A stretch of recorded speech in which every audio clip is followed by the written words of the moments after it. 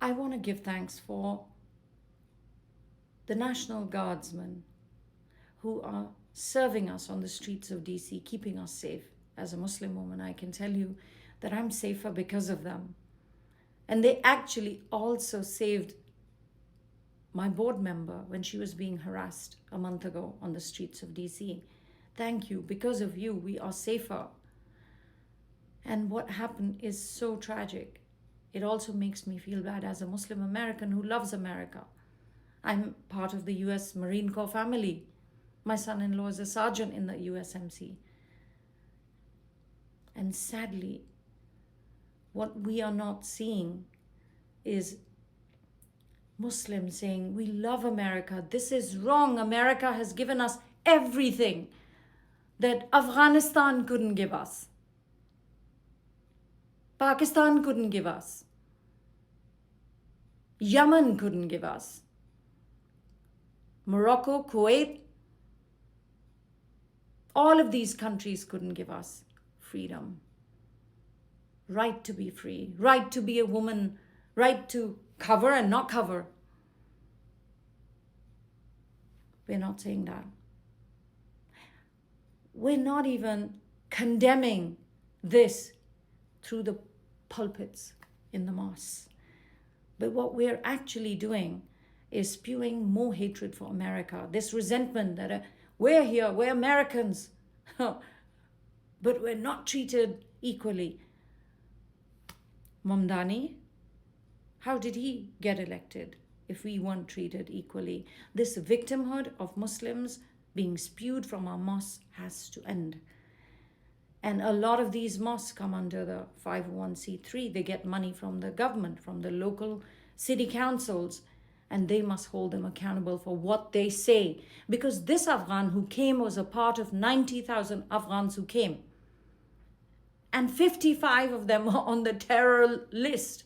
And yes, President Biden made the biggest mistake of exiting in such a rushed way that today even the women in Afghanistan are suffering, that they have to go back to full burqa clad, and we have a violent Taliban administration that hates America, that hates modernism, that actually hates Islam, but they all love their own Al-Qaeda, ISIS, Muslim Brotherhood ideology.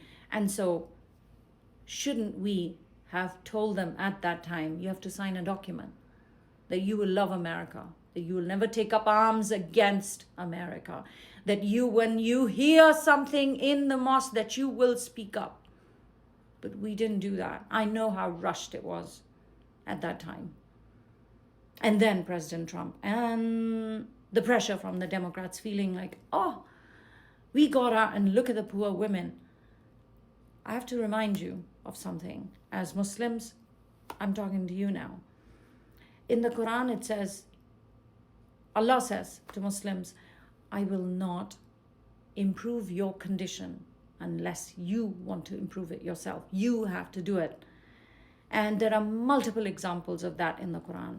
And Allah says, you want to drink water because you're thirsty, you're going to die.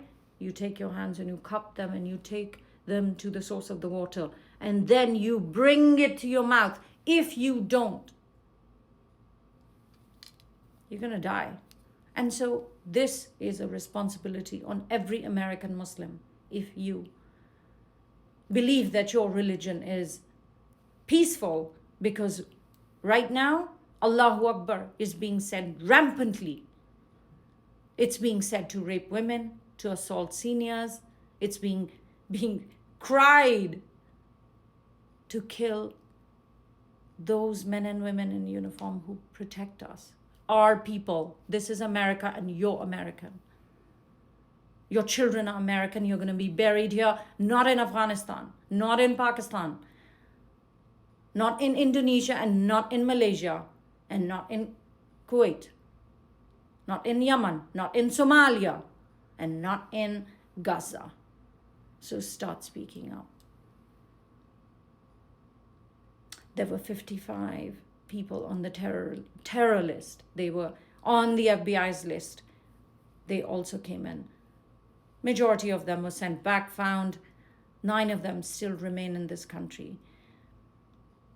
There are many, many that came in when the Muslims were killing the Muslims in Syria. And we were helping them with the Jewish community, helping them settle. And as we would go into their homes, they would say, send me a Muslim. No, you haven't come to a Muslim country. You've come to America. We're pluralistic. They didn't understand then because they brought their Islamist values. And they didn't understand when they came from Afghanistan. I had one of my interns who showed us verses from the Quran that you cannot trust Christians and Jews and you have to do jihad. Imagine that she came in that 90,000 group and she was telling us, and we're giving her a job, empowering her, but she's so brainwashed. Where are these people going to listen to all these violent sermons? That's the root of the problem. That's the root of the problem. So listen to the sermons coming out of mosques, and you'll hear the hate. You'll listen to the anti-Americanism, and you'll often listen to the verse cherry-picked from the Quran. Seek them out and kill them. Just like it was in New Jersey. Imam came during Ramadan and said, kill the Jews. Kill the Jews. And nobody said a word. Nobody's saying a word. Even when Mamdani is picking people that say, that believe that the law enforcement should be annihilated, that's his team. They all believe in the annihilation of America. Capitalism, because they're part of a red-green alliance. Islamism marries socialism and communism. Why? Because their goal is the same, to bring down America. And if we as Muslims do not speak up, mark my words, more bad is going to happen. And then who are we going to blame? We have to blame ourselves. Nobody else. Don't blame America at that time. And certainly America. Don't blame moderate Muslims, because we know that this was the most heinous attack on our young people who protect us.